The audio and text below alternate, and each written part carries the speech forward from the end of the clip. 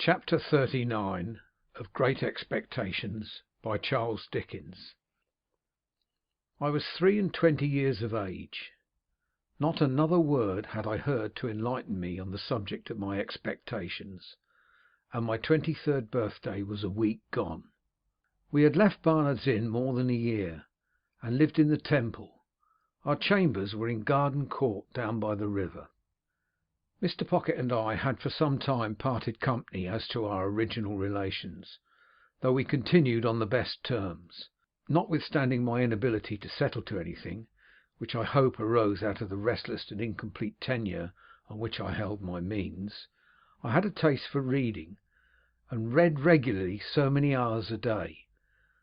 That matter of Herbert's was still progressing, and everything with me was as I have brought it down to the close of the last preceding chapter. Business had taken Herbert on a journey to Marseilles, and I was alone, and had a dull sense of being alone, dispirited and anxious, long hoping that tomorrow or next week would clear my way, and long disappointed. I sadly missed the cheerful face and ready response of my friend. It was wretched weather, stormy and wet, and mud deep in all the streets. Day after day a vast heavy veil had been driving over London from the east, and it drove still, as if in the east there was an eternity of cloud and wind.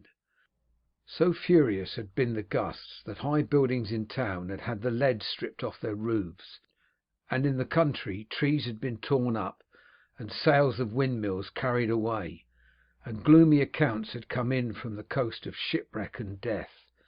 Violent blasts of rain had accompanied these rages of wind, and the day just closed as I sat down to read had been the worst of all. Alterations have been made to that part of Temple since that time, and it has not now so lonely a character as it had then, nor is it so exposed to the river. We lived at the top of the last house, and the wind rushing up the river shook the house that night like discharges of cannon or breakings of a sea. When the rain came with it and dashed against the windows, I thought, raising my eyes to them as they rocked, that I might have fancied myself in a storm-beaten lighthouse. Occasionally the smoke came rolling down the chimney, as though it could not bear to go out into such a night, and when I set the doors open and looked down the staircase lamps were blown out, and when I shaded my face with my hands and looked through the black windows, opening them ever so little was out of the question in the teeth of such wind and rain, I saw that the lamps in court were blown out, and that the lamps on the bridges and the shore were shuddering, and that coal fires in barges on the river were being carried away before the wind like red-hot splashes in the rain. I read with my watch upon the table, purposing to close my book at 11 o'clock. As I shut it, St. Paul's and all the many church clocks in the city, some leading, some accompanying, some following, struck that hour. The sound was curiously floored by the wind, and I was listening and thinking how the wind assailed and tore it, when I heard a footstep on the stair. What nervous folly made me start and awfully connect it with the footstep of my dead sister matters not. It was past in a moment, and I listened again, and heard the footstep stumble in coming on. Remembering then that the staircase lights were blown out, I took up my reading lamp and went out to the stairhead. Whoever was below had stopped on seeing my lamp, for all was quiet. "There is someone down there, is there not?" I called out, looking down. "Yes," said a voice from the darkness beneath. "What floor do you want?" "The top, Mr. Pip. That is my name. There is nothing the matter?" "Nothing the matter," returned the voice, and the man came on. I stood with my lamp held out over the stair rail, and he came slowly within its light. It was a shaded lamp to shine upon a book, and its circle of light was very contracted, so that he was in it for a mere instant, and then out of it in the instant. I had seen a face that was strange to me, looking up with an incomprehensible air of being touched and pleased by the sight of me. Moving the lamp as the man moved, I made out that he was substantially dressed, but roughly, like a voyager by sea, that he had long iron grey hair, that his age was about 60, that he was a muscular man, strong on his legs, that he was browned and hardened by exposure to weather. As he ascended the last stair or two, and the light of my lamp included us both, I saw, with a stupid kind of amazement, that he was holding out both his hands to me. "Pray, what is your business?" I asked him. "My business?" he repeated, pausing. "Ah, yes, I will explain my business, by your leave. Do you wish to come in?" "Yes," he replied, "I wish to come in, master." I asked him the question inhospitably enough, for I resented the sort of bright and gratified recognition that still shone in his face. I resented it because it seemed to imply that he expected me to respond to it. But I took him into the room I had just left, and having set the lamp on the table, I asked him as civilly as I could to explain himself. He looked about him with the strangest air, an air of wondering pleasure, as if he had some part in the things he admired, and he pulled off a rough outer coat and his hat. Then I saw that his head was furrowed and bald, and that the long iron grey hair grew only on its sides. But I saw nothing that in the least explained him. On the contrary, I saw him next moment once more holding out both his hands to me. "What do you mean?" said I, half suspecting him to be mad. He stopped in his looking at me, and slowly rubbed his right hand over his head. "It's disappointing to a man," he said in a coarse, broken voice, "arter having looked forward so distant and come so far, but you're not to blame for that. Neither of us is to blame for that. I'll speak in half a minute. Give me half a minute, please." He sat down on a chair that stood before the fire, and covered his forehead with his large, brown, veinous hands. I looked at him attentively then, and recoiled a little from him, but I did not know him. "There's no one nigh," said he, looking over his shoulder, "is there?" "Why do you, a stranger, coming into my rooms at this time of the night, ask that question?" said I. "You're a game one," he returned, shaking his head at me with a deliberate affection, at once most unintelligible and most exasperating. "I'm glad you've growed up a game one, but don't catch hold of me. You'd be sorry afterwards you have done it." I relinquished the intention he had detected, for I knew him. Even yet I could not recall a single feature, but I knew him. If the wind and the rain had driven away the intervening years, had scattered all the intervening objects, had swept us to the churchyard where we first stood face to face on such different levels, I could not have known my convict more distinctly than I knew him now as he sat in the chair before the fire. No need to take a file from his pocket and show it to me. No need to take the handkerchief from his neck and twist it round his head. No need to hug himself with both arms and take a shivering turn across the room, looking back at me for recognition. I knew him before he gave me one of those aids, though a moment before I had not been conscious of remotely suspecting his identity. He came back to where I stood, and again held out both his hands. Not knowing what to do, for in my astonishment I had lost my self-possession, I reluctantly gave him my hands. He grasped them heartily, raised them to his lips, kissed them, and still held them. "You acted noble, my boy," said he. "Noble, Pip, and I have never forgot it." At a change in his manner, as if he were even going to embrace me, I laid a hand upon his breast and put him away. "Stay," said I, "keep off. If you are grateful to me for what I did when I was a little child, I hope you have shown your gratitude by mending your way of life. If you have come here to thank me, it was not necessary. Still, however you have found me out, there must be something good in the feeling that has brought you here, and I will not repulse you. But surely you must understand that My attention was so attracted by the singularity of his fixed look at me that the words died away on my tongue. "You was a saying," he observed, when we had confronted one another in silence, "that surely I must understand." "What surely must I understand?" "That I cannot wish to renew that chance intercourse with you of long ago, under these different circumstances. I am glad to believe you have repented and recovered yourself. I am glad to tell you so. I am glad that, thinking I deserve to be thanked, you have come to thank me. But our ways are different ways none the less. You are wet and you look weary. Will you drink something before you go?" He had replaced his neckerchief loosely, and had stood keenly observant of me, biting a long end of it. "I think," he answered, still with the end of his mouth and still observant of me, "that I will drink—I thank you—before I go." There was a tray ready on a side table. I brought it to the table near the fire, and asked him what he would have. He touched one of the bottles without looking at it or speaking, and I made him some hot rum and water. I tried to keep my hand steady while I did so, but his look at me as he leaned back in his chair with the long draggled end of his neckerchief between his teeth, evidently forgotten, made my hand very difficult to master. When at last I put the glass to him, I saw with amazement that his eyes were full of tears. Up to this time I had remained standing, not to disguise that I wished him gone, but I was softened by the softened aspect of the man, and felt a touch of reproach. "I hope," said I hurriedly, putting something into a glass for myself, and drawing a chair to the table, "that you will not think I spoke harshly to you just now. I had no intention of doing it, and I am sorry for it if I did. I wish you well and happy." As I put my glass to my lips, he glanced with surprise at the end of his neckerchief, dropping it from his mouth when he opened it, and stretched out his hand.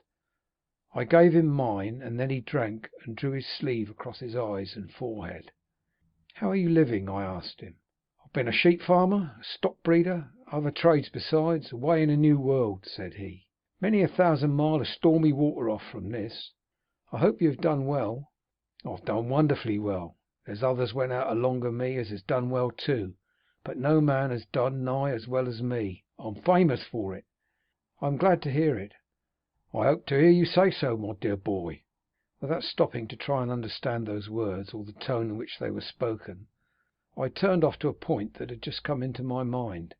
"Have you ever seen the messenger you once sent to me?" I inquired, "since he undertook that trust?" "Never set eyes upon him. I weren't likely to it. He came faithfully, and he brought me the 2 £1 notes. I was a poor boy then, as you know, and to a poor boy they were a little fortune. But like you, I have done well since, and you must let me pay them back. You can put them into some other poor boy's use." I took out my purse. He watched me as I laid my purse upon the table and opened it, and he watched me as I separated 2 £1 notes from its contents. They were clean and new, and I spread them out and handed them over to him. Still watching me, he laid them one upon the other, folded them longwise, gave them a twist, set fire to them with a lamp, and dropped the ashes into the tray.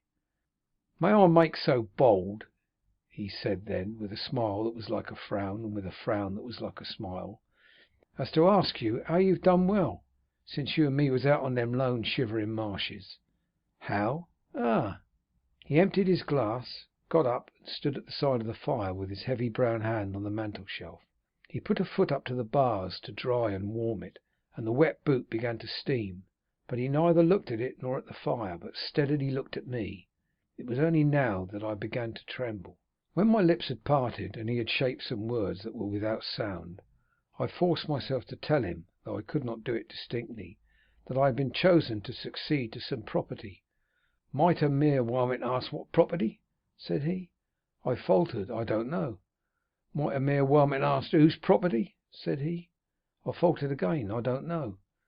"Could I make a guess, I wonder," said the convict, "at your income since you came of age, as to the first figure now? 5?" With my heart beating like a heavy hammer of disordered action, I rose out of my chair and stood with my hand upon the back of it, looking wildly at him. "Concerning a guardian," he went on, "there ought to have been some guardian or such like while you was a minor. Some lawyer, maybe. As to the first letter of that lawyer's name now, would it be a J?"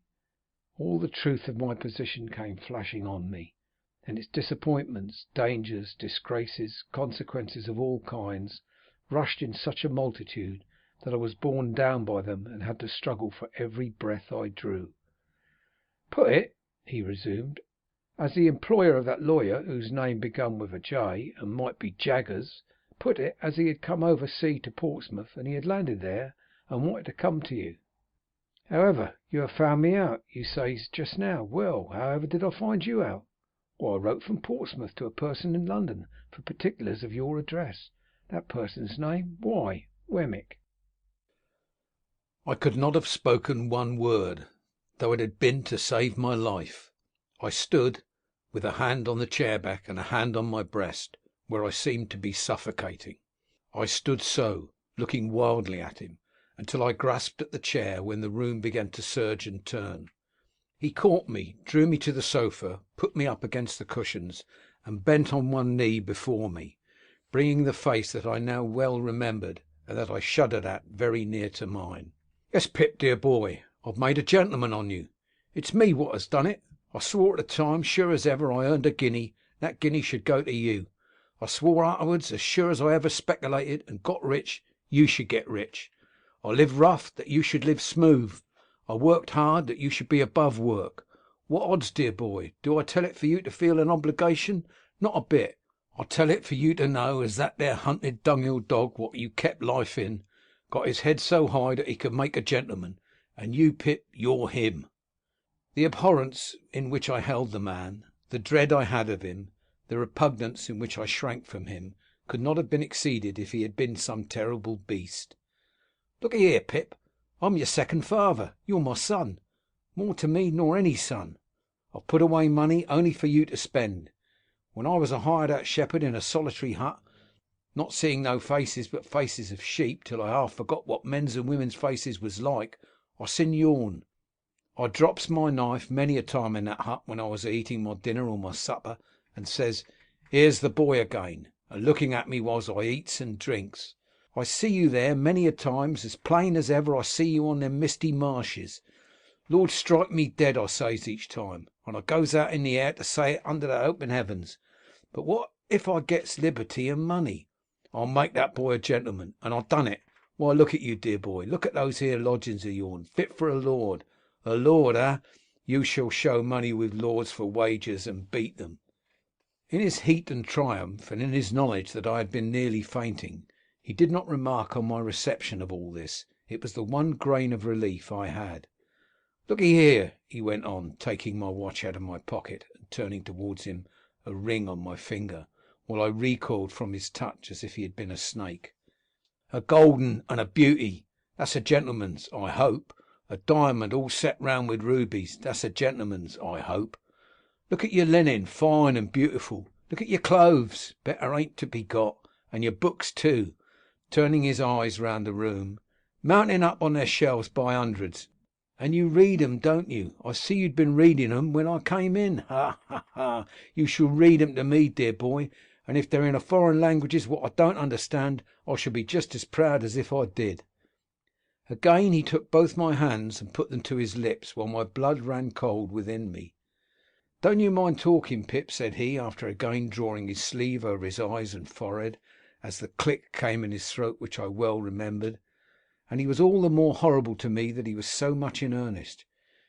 "You can't do better nor keep quiet, dear boy. You ain't looked slowly forward to this as I have.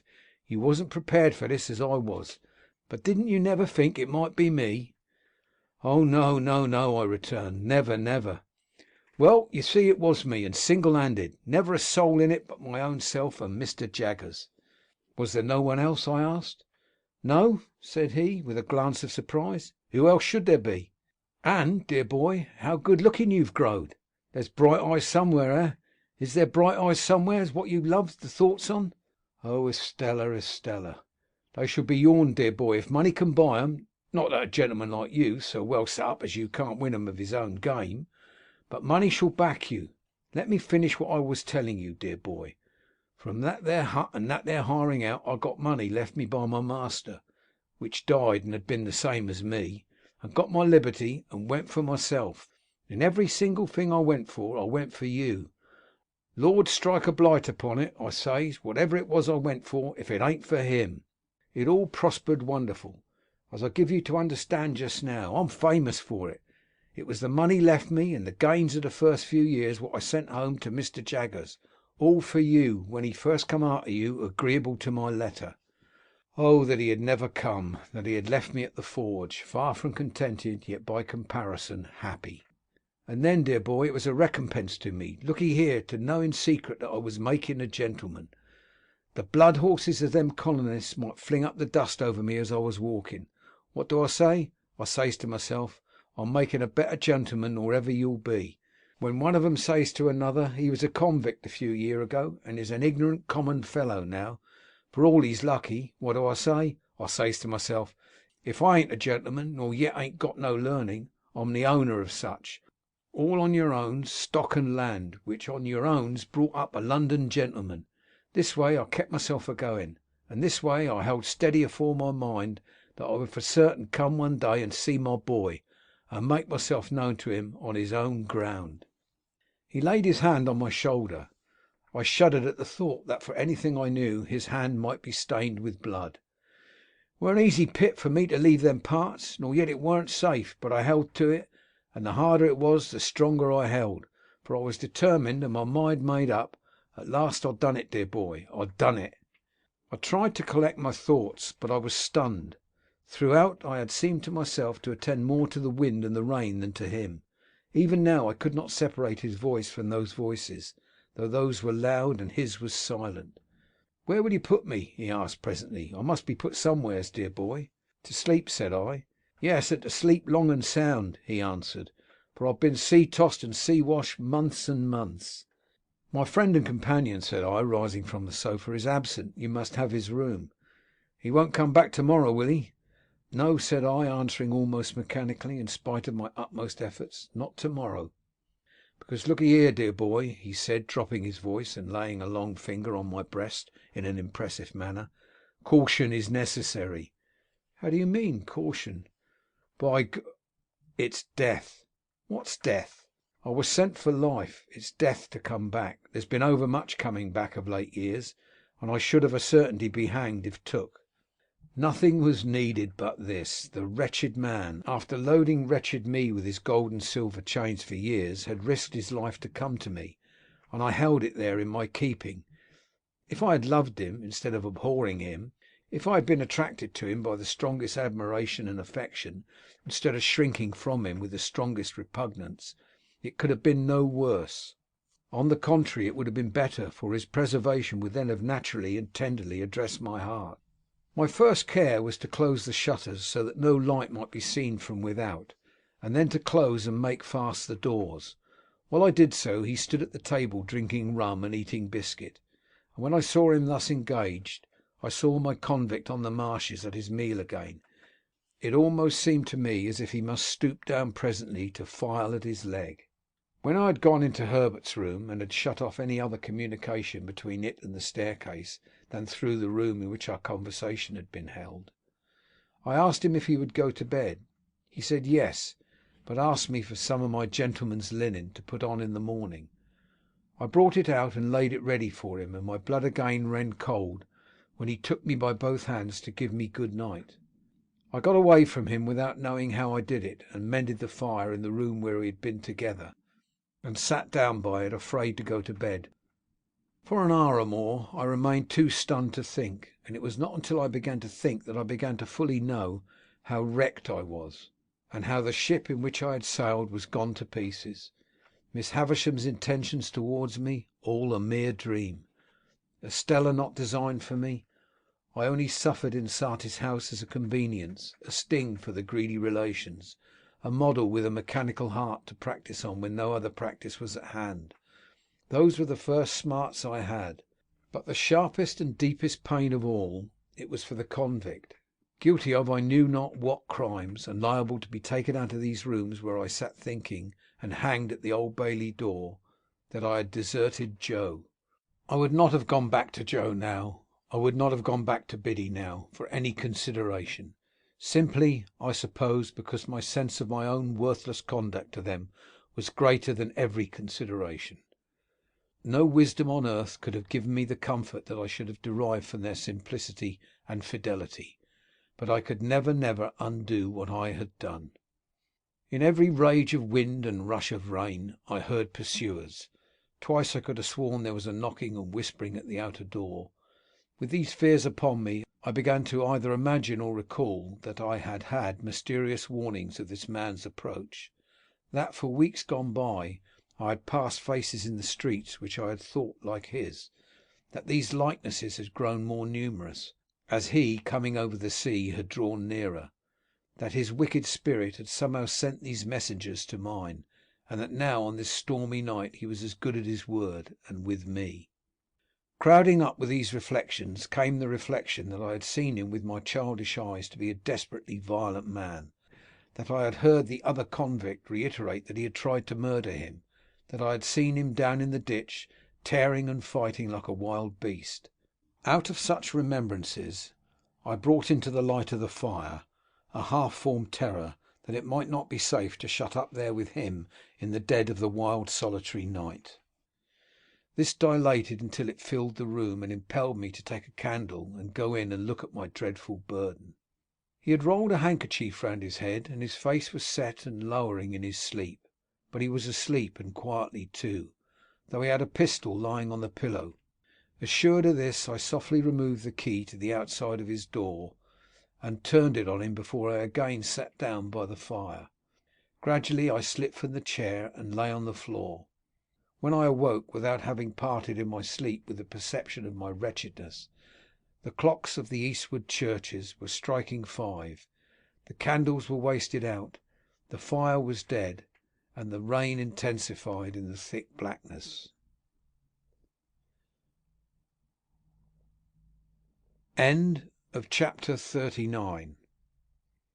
This is the end of the second stage of Pip's expectations.